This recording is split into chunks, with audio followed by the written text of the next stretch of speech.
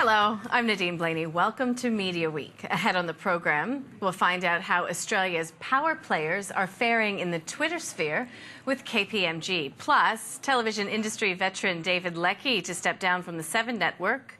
We will be speaking about that one and more with our co-host, James Manning, editor and publisher of Media Week, and he'll be with us throughout the program. But first, an unlikely union between free-to-air and subscription television players with marketing initiative Think TV. It was formed back in May of this year as a dedicated research-driven marketing and technology development company with, get this, 9, 7, 10, MCN and Foxtel, the founding members. The board of the United TV Group appointed marketing executive Kim Portrait as the inaugural CEO, who joins us today in less than a month in her new role. Kim, welcome to the program. First of all, less than a month, we're talking just over a week. Yes. So kudos to you for joining us today. Thank you. What's the first week been like? Well, I think starting out, figuring out what our key agenda is going to be, in the coming weeks, we're off to a fast start. Certainly research projects already underway, initiatives around how we can help people buy TV better, discussions with lots of stakeholders. As you can imagine, it's a broad church that we represent, to make sure that we're reinforcing the value of TV with the marketing community. So it's been busy. Yeah, I can imagine. So we'll get into some of the research that you're doing a little bit later on. But you've mentioned that it's a broad church. This is the first time free-to-air TV and subscription television has really worked together, I guess, to generate and promote the opportunities that TV offers to advertisers. How did this all come about? Well, I like to think about it as a coalition of the willing, and certainly we've got a really engaged group of shareholders. The organisation's actually modelled on a similar organisation in the UK called Thinkbox, and that's been watched for many years in terms of its success about reinforcing the value of TV. So I think that was probably an inspiration for the organisations that have joined together. And I think the benefit that they're all looking for really is a single voice to represent this coalition of the willing.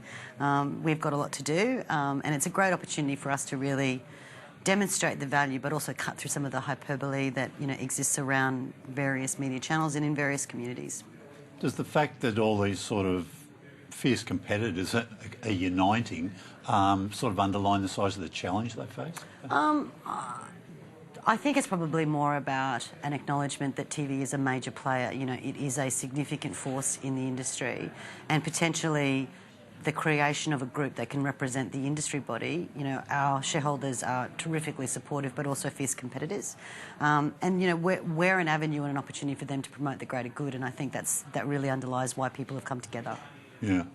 We know the sort of lobby group Free TV, and we know Freeview does something else to promote free-to-air television.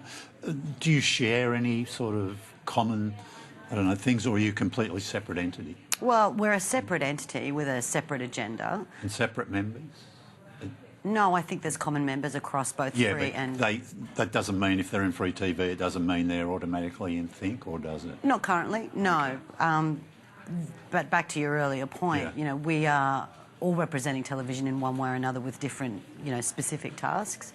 So we have regular conversation, particularly with people at Free TV and others, because we're a collective, I think. So how does Free TV actually work? I mean, are you going to chase revenue? Are you working with sales teams? Right. What's the sort of structure? So Think TV's role is to prove the value and the effectiveness of advertising on television with a fairly broad range of communities. That includes media agencies, it includes, and that's their teams, their buying teams and their strategy teams. Certainly the creative community is a really important part because people, like we're here now, watch television because it's great content. And certainly advertisers directly, understanding where they should be putting their money to drive their business and their brands. So it's not one or the other, it's all three. And I think that's an important sort of distinction with the establishment of Think TV. Mm-hmm. The heads of the commercial heads of the network seem to be sort of the key players in this, I guess, aren't they? So does that mean, and what do they think about the future? Do they want to sort of maintain their current revenue base? Are they all confident about being able to grow it? Well, I wouldn't hazard a comment on individual businesses, particularly not my shareholders, but certainly you can surmise that by establishing a single voice that definitely we want to have a voice, to reassert and to continue to reinforce the value that TV brings. Do you think that advertisers currently have the ability really to measure TV against digital on an apples for apples basis? No, they don't. And as you know, as the industry knows, TV measurement is very precise, very specific, and very well publicised. And so I think that there is a demand. Certainly the advertisers I talk to are interested in a more apples-to-apples comparison, and potentially that's something that can happen in the future. And is that part of the research that you're undertaking? I think the research in the first instance is going to focus on the strength and value of TV inside a marketing mix where marketers put their money to build their businesses and their brands. So that's certainly the first area of focus. And it goes really back to that initial comment I made around, you know, establishing a single voice that proves the value. You talked about the link with ThinkBox in the UK. How successful has that model been, and will what you're doing in Australia be very different? Well, it's been tremendously successful in the UK. They've recently recorded, I think, 6 consecutive periods of growth through the promotional work that they do, and you know, So revenue growth you're talking about? Yes. And that's how that's sort of going to be measured? No, I think they measure themselves on a raft of things. Certainly commercial growth is one, but ensuring that television is properly represented, making sure that measurement, research, planning, educational events for, you know, participants in the UK are all activities that ThinkBox are involved with, and I would imagine that we would do the same. Yeah, and will it be, are there any things you'll do differently here, do you think? I mean, are there things... It's only 8 days. Yes, probably, but I couldn't tell you quite. I'd love to come back and tell you what they're going to be at another point in time. I'm sure we'll ask you back. What industry innovations, perhaps it's too early to ask, though, do you think might help get more of an accurate measure of how TV is being consumed and TV ratings, I guess, you know, in that regard? Is there a lot of work still to be done on the ratings front? I think the ratings information that we get is pretty concise and pretty detailed. I mean, we this morning released some information around streams of broadcast quality content. It's 175 million minutes. So there's substantial work already done in terms of measuring where people are watching content and how they're consuming, you know, TV content across different devices. I think there's an opportunity potentially to make it a little easier to buy if you're in a media agency, and that's certainly something we'll be thinking about. But again, 8 days in, I'm sure there's plenty to do. I'm just working through the list as I go. Yeah. Again, look, I understand it's very early days, but I guess in when you were talking to the group before you accepted the role, I guess this might have been addressed, but, you know, free-to-air sort of fights for revenue amongst each other. Free-to-air fights with subscription TV for revenue. They're not used to all, you know, being united. Is that sort of taking a little bit of time, you think, to them to get their heads around it? No. No? And in fact, through the interview process, one of the things that really struck a chord with me was the collaboration and the unity around this organisation's agenda. There is universal support for a single voice and an entity that can promote broadcast television more broadly. So it was one of the questions I asked, and certainly that was not my experience. Your background, you've been working with brands, you've been working with agencies. How much of a television advocate were you back then? And has it changed much, do you think? I mean, apart from being a lot more competition and a lot more alternatives for advertisers these days, but has it changed a lot, the power of TV, do you think? I think it's still a powerful medium. I think it was, is and will continue to be a great opportunity for brands to grow both their business, their sales and their brand metrics. But you're right, I've worked as a marketer, I've worked in creative agencies, I've worked in media agencies, so perhaps it gives me a broad perspective on what those communities need and require. And they're quite different, but they're unified, obviously, you know, in terms of the commerce that they're engaged with. TV's always been a key part of the work that I've done as a marketer, and certainly in the agencies as well. And that's because I truly believe it's a great opportunity. It's a really effective way to grow your business, and that's something that was attractive about the role. Well, Kim, it's been wonderful to have you in these early days, so we look forward to speaking, you know, plenty in the future. Thank you so much. Kim Portrait, she's the CEO, the new CEO, let's be clear, of Think TV, and it was great to have her in. We do have to take a break, though. When we return, KPMG reveals who's doing it best when it comes to tweeting from the top. We'll find out how Australian business leaders stack up when it comes to social media presence next.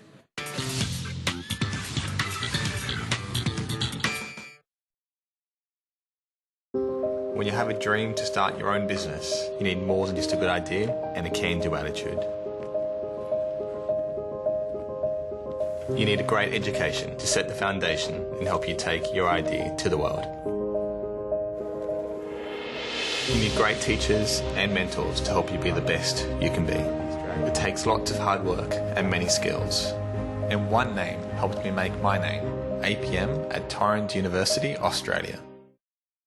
Right now, with a new NAB personal credit card, you'll enjoy 0% on purchases and 0% on balance transfers for 15 months. Apply today.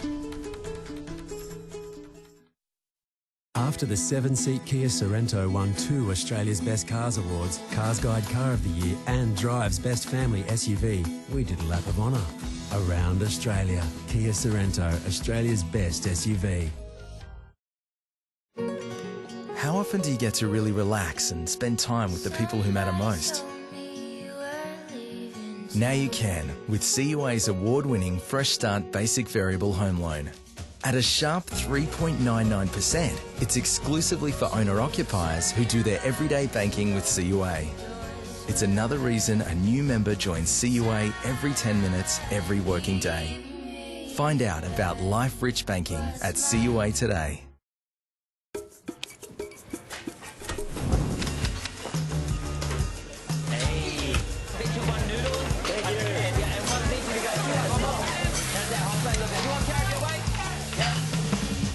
Does it look like I've got time for a headache?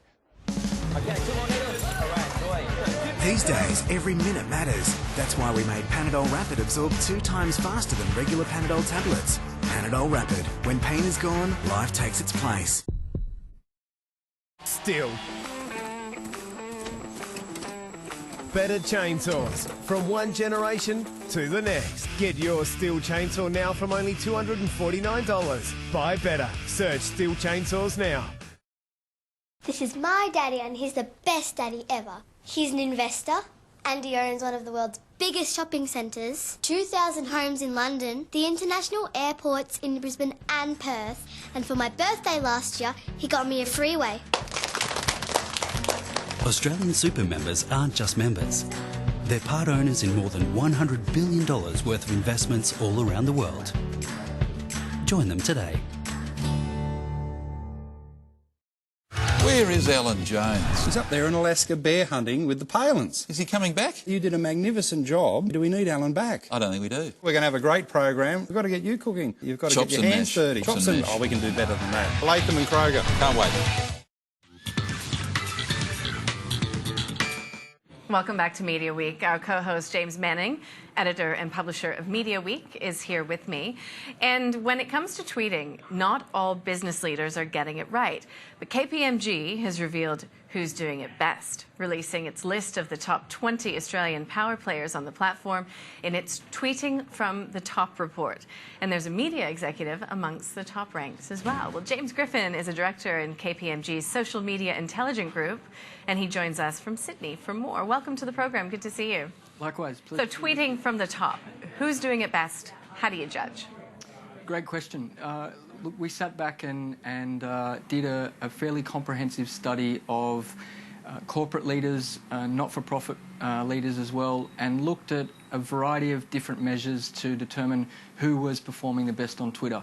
And we were quite interested in actually going beneath or beyond those traditional metrics that have been used historically in the past, like number of followers or how many times somebody has tweeted. So whilst that was one side of the measurement and the review that we did, we also looked at the other elements of it, which were the impact of their tweets and how they were supporting their broader corporate objectives when they were using Twitter. So the results really threw up an interesting mix of people. First place was Andy Penn, the CEO of Telstra, and in second place, to really demonstrate the diversity of the list, was the Chief Executive of South Australia Ambulance. So a real mix of people made their way into the top 20, and it was a fascinating piece of work to have done.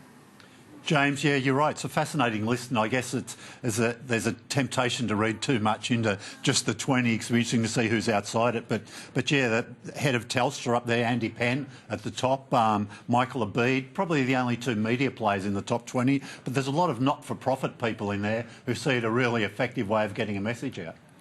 Absolutely. I think that really spoke to their ability to set the agenda and make sure that they were using Twitter to reach out to various stakeholder groups that meant a lot to them. So we saw some fascinating uses whereby, whether it was how they participated in setting the media agenda or what they wanted to talk about with respect to issues that were important for that particular not-for-profit. And that really set them apart from some of the more, I suppose, bland or straightforward uses we'd seen historically. So the level of authenticity that a user had on their Twitter account did go a long way in bumping them up the list. And we think that speaks to the fact that there's been a real change and a shift in the willingness of corporate leaders and CEOs to put forward their voice, as opposed to the traditional, typical talking points that you'd typically see. So can you give us some sort of an example about something innovative that's been done or done in a very unique way that has resonated in that, I guess, first-person voice? Is that what we're talking about? Yeah, absolutely. First-person voice, the authenticity was some telltale signs around even simple things like grammar. Now, if you're in a rush to get a tweet out to respond to potentially a policy issue or an issue in the case of Andy Penn with Telstra where they had the outage issues, he was really going to great lengths to deal with customers in a one-on-one fashion and really dispensing with the corporate speak and going to them and saying, look, this is why we're having an issue here in your particular area or your region. And likewise for some of the sporting CEOs or the not-for-profits as well, they actually went straight to the individual and said, look, this is why this has happened and here's our point of view and here's our perspective. So in some respects it wasn't the safest use of Twitter, but it was very authentic and it put them in good stead. Along with media, a lot of sports seem to be able to use Twitter to great advantage, gets out to their fans. They seem to be quite prevalent on the platform. But do you think, just in general, there's many PR people out there telling CEOs, look, you know, you should be very careful, because we all hear about the horror stories when somebody makes a faux pas on social media? Oh, absolutely, you're not wrong. I think the risks that are involved in social media and not doing it well are clear, and the often catastrophic reputational issues that can come from something going wrong are evident. So what was also quite interesting was the support mechanism or the framework that sat behind a lot of the ways that CEOs and leaders were using the platform. So yes, they were given free rein to go and tweet and be active and participate, but at the same time there were elements of monitoring, governance, guidelines, and also a host of framework that went behind making sure that they did the right thing and didn't cause any issues and concerns. So, you know, a well-rounded approach to using, and in this case we looked at Twitter, really did suit and serve the purposes of some CEOs of whether it's the sporting groups, not-for-profits, or corporate organisations. Yeah, James, interesting research. Thank you so much for joining us. Appreciate your time. Pleasure. Thank you. James Griffin is a director at KPMG's Social Media Intelligence Group, and he was joining us from Sydney. It was an interesting one. Well, let's just run you through some of the news in the space this week. And APN Outdoor is expanding its portfolio of advertising assets, entering into 2 separate agreements that will increase its opportunities to convert static billboards into digital panels.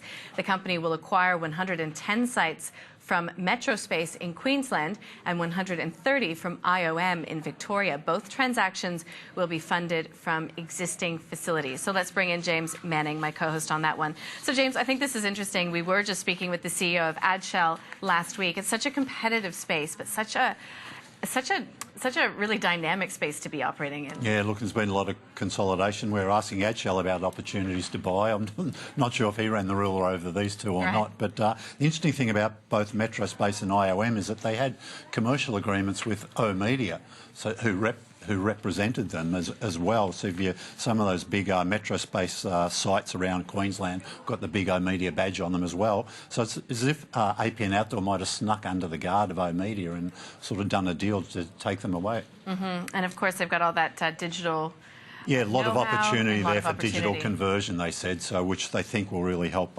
increase the sales revenues from all those different sites. Okay, so that's one that we will be watching for developments on that acquisition front in the outdoor space. Sure. Otherwise, though, let's talk about David Leckie leaving Seven. His contract is expiring at the end of July. James, Yeah, is this really the end of an era? Oh, it definitely is. You know, he did marvellous work for 9 in his years there running the broadcaster, and he was able to turn around 7 when he arrived at 7, you know. Speculation for a long time, he didn't have a lot to do. He's really been in a consultancy role, I guess, for the last few years since Tim Warner took over chief executive role. But he still wants to keep working. We had a brief word to him this week, and he said, "Look, I'm ready to go. I still want a job." I think he wants a good job. He said he'll stay very close to Kerry Stokes. That'll continue to be the case, which was a bit of shorthand. I think that he'd be very reluctant to go up against 7 in a role at either 9 or 10 if they had something for him. I'm not sure they would. But then he said, but he's ready to work straight away. There's no long-term non-compete or anything. He's ready to go from August 1, I think, if the right role was there to tempt him. Okay, well, that's an interesting one. Also in sort of movements, I guess, in the space, former Women's Weekly editor-in-chief Helen McCabe is joining 9.com.au. So what role is she taking on? Yeah, head of lifestyle there, and we've talked about, and we'll be talking next week a little bit more about 9.com.au, so we might get a little bit more detail there. But they've really expanded their portfolio of sites. They recently branded from 9MSN to 9.com.au, so there's a big job there for her across a lot of brands. She's been out of work, I guess. She left the Weekly, I think, about February this year. So I guess she's been looking around for the right thing. She started straight away when this offer came up, I think. So, yeah, she thinks that really suits her talents. Okay. Well, talking about rebranding, we've got the Age website being relaunched. Have you been on it? Significant changes? I have, yeah. It's a lot less cluttered. It's a lot less simpler. I mean, some of the SMH in particular it's a massive homepage, isn't it? It can be a bit overwhelming. The Age have pared it back a little bit. I know the SMH as well has got a beta version ready to go. I think when they're ready to swap it over, I think it'll be along similar lines. Yeah, that's what I was going to ask, if it was sort of the test case, the model to get out there and, I guess, see how it goes. Yeah, I think so. And readership figures up just out this week. The latest ones for May, they update these every month. The combined Fairfax sites going over to 73% of the Australian population. So they've got a big reach. And just quickly, in the newspaper space as well, Australian subscribers, I guess I could say digital space as well, get a little present in their inbox. Yeah, a bit of a bonus. They can get access to the Wall Street Journal, which has always been behind a paywall. It's a big deal. I mean, something like $30 a day, it gets you both the Australian, you get the hard copy of the weekend newspaper, and the Wall Street Journal, and it's a great bunch of assets. And great time to be doing it with the US election cycle really picking up as well. Sure. Yep. Screen Australia launched its Gender Matters Brilliant Stories, Brilliant Careers. I guess program. It's got $3 million in funding. So where is that $3 million going? Yeah, look, 58 different projects are getting some of this money, which, look, isn't a lot when you spread it across $3 million. But this is sort of seed funding for development programs initiated by women who've, long been underrepresented in this sector, as they are generally, I guess. I don't know if media's any worse than anyone else. But don't know, no comment. But so we'll see. Not all of those projects will get up. They had something like 400 applications. But this will get them the projects funded, and they'll try and then pitch them to various broadcasters, publishers, online people, anybody who might be interested. Yeah, and I think the career part of it as well is sort of helping women get established in that area. Absolutely. So that's good. Yeah. BBC Worldwide Australia and New Zealand is merging its TV digital and format sales under one director of content sales, being Irene Reid. But how generally speaking, is BBC Worldwide? It's been performing well. Its sales year on year have been steady, but its profit has jumped from about 16 million to 19 million. So it was a really good year on year increase for them. Top Gear we've talked about a lot recently here. Still their biggest performing property, and the recently revised Top Gear, which is seen by some people as a bit of a flop, but it actually sold to a lot more countries than any of the older Top Gears with the sort of more high-profile presenters. So it's still a massive asset for them, a big brand. Okay, well, speaking of TV, let's look at the ratings. And this is for week 28, free to air. And we've got 7 News Sunday leading the pack, followed after that by 9 News Sunday as well. Yep, and then a House Rules and 2 MasterChef episodes. House Rules, this is the last week House Rules we'll see on that chart. Actually, 3 MasterChef episodes making it into the top 10 there. Correct, yeah. And we've got 7 News and 9 News down at 8 and 9, respectively, as well. So let's go to week 28, and this is Top 5 Sport, and this is subscription TV. Yeah, a bit more AFL this week, because I think it was a bye in the... well, there were a few byes and less games in the NRL over the weekend, so it didn't crop up as much. And non-sport, well, I must say, Paul Murray Live, Sky News, and also Election 2016 on Sky News as well. Sky News in the top 5. Yeah, it's great. Great work. Also in TV, I guess we had State of Origin. This was Game 3 last night. Do we have any early indications about ratings coming through? Yeah, look, the ratings were down. It was the lowest Game 3 for quite a few years, partly because, you know, Queensland was up 2 to nothing in the first 2 games, so that, you know, didn't have a big effect on the outcome. Queensland already won the series, but still reaching about 3 million Australians in metro and regional markets, so they're really big numbers, and will still be one of the top programs of the year for sure. And do we have any idea of how the ratings are going for Win and Southern Cross with the new regional TV signals? Yeah, look, it was the first State of Origin for Southern Cross last night, so they did really well with that. But Win have been sort of out there in the market saying they're very pleased with their Network 10 content. So they're promoting that, and they're seeing some real growth for programs like the Project, which is some, you know, we've only had a week's figures yet, so let's not get too carried away from it. But they're very happy with that, and their local news is feeding that audience into Win. Great. All right, James, a pleasure as always. We'll Thanks, see you next Nadine. week. James Manning there. He's my co-host for Media Week. That's all we have time for, but from all the team here, thanks for your company.